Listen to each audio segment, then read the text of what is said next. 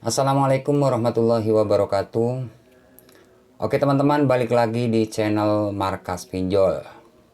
Seperti biasa di video kali ini saya akan bahas atau berbagi informasi lagi tentang telat bayar, gagal bayar di aplikasi Watas teman-teman ya.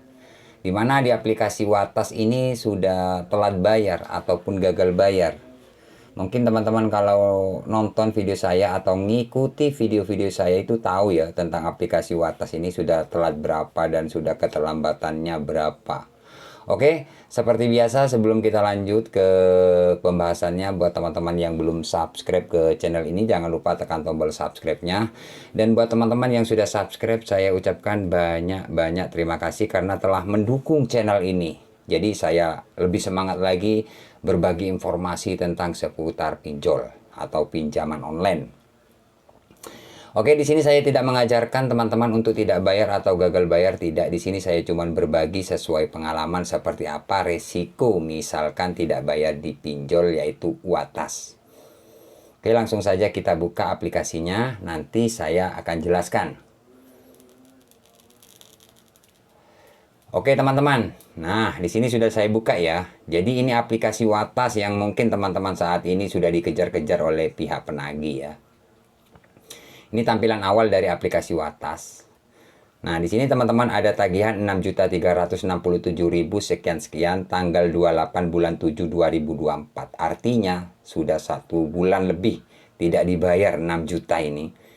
Nah di bagian bawahnya sudah kelihatan ya telat 33 hari. Jadi 1 bulan lebih ya untuk 6.367.000 nih. Kemudian yang bawahnya ini jumlah pembayaran 8.320.000 sekian tanggal 3 bulan 8 2024. Artinya sudah 1 bulan. Jadi 2 cicilan, 2 pinjaman lah ya istilahnya seperti itu. Ini totalnya 14 juta, hampir 15 juta. Dan mungkin teman-teman yang ngikuti atau sering ngikuti video-video saya mungkin tahu ya untuk pinjaman awal berapa ini. Kalau saya nggak pernah hitung lah ya.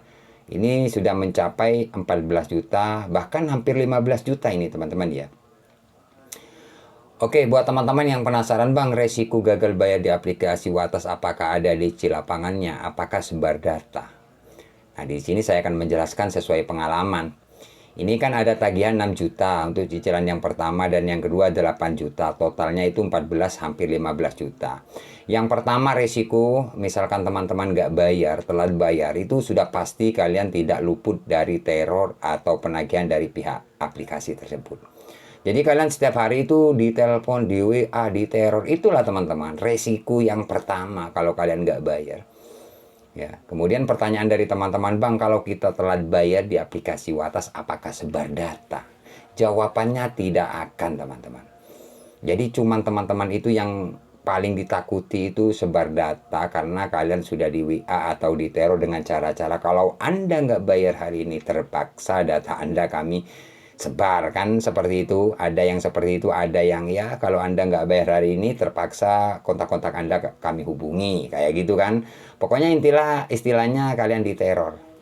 Apa benar bang kalau kita dapat teror bermacam-macam kayak gitu, data kita disebar atau dihubungi ke seluruh kontak atau dibikinin grup? Kalau dari saya pribadi sebenarnya enggak sih teman-teman. Yang penting teman-teman itu yang pertama-tama kalian harus kuat mental. Jadi mental kalian harus benar-benar kuat karena kalian diteror. Yang pasti itu diteror sih. Kalau masalah sebar data sebenarnya ya kalau dari saya pribadi enggak. Soalnya sebar data itu minimal sebar data itu 20 orang atau ke seluruh kontak itu namanya sebar data. Tapi kalau cuman orang 2 atau 3 orang itu nggak sebar data, itu wajar kalau kalian telat bayar. Jadi seperti itu teman-teman ya, penjelasan dari saya ya. Jadi kalau sebar data itu pastinya ke seluruh kontak kalian itu disebar foto kalian atau foto pengajuan di aplikasi itu teman-teman. Itu namanya sebar data. Kalau cuma 3 orang, 2 orang itu enggak sih. Itu sebenarnya sebuah risiko misalkan telat bayar.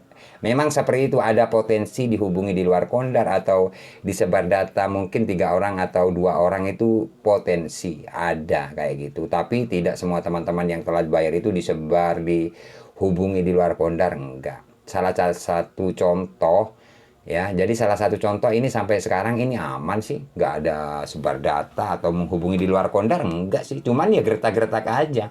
Kalau Anda nggak bayar hari ini, terpaksa data Anda kami sebar, kami hubungi di luar kondar, itu sering banget dapat WA kayak gitu, tapi Alhamdulillah sampai sekarang nggak ada yang namanya menghubungi di luar kondar atau sebar data.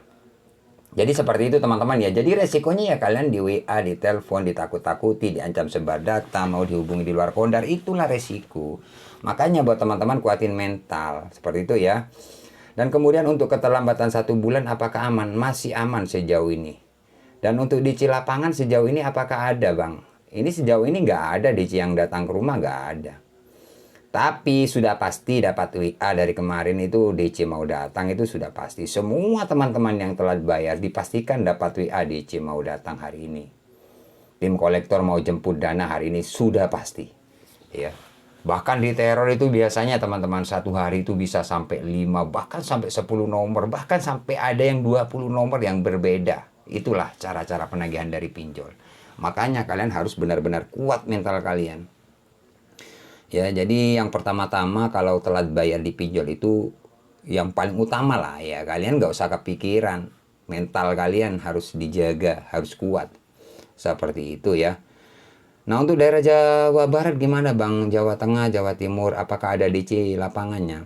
Jadi sepengalaman saya dari teman-teman subscriber ya yang sudah sering gabung di saya atau WA ke saya, itu kan banyak yang sharing yang sudah berlangganan itu.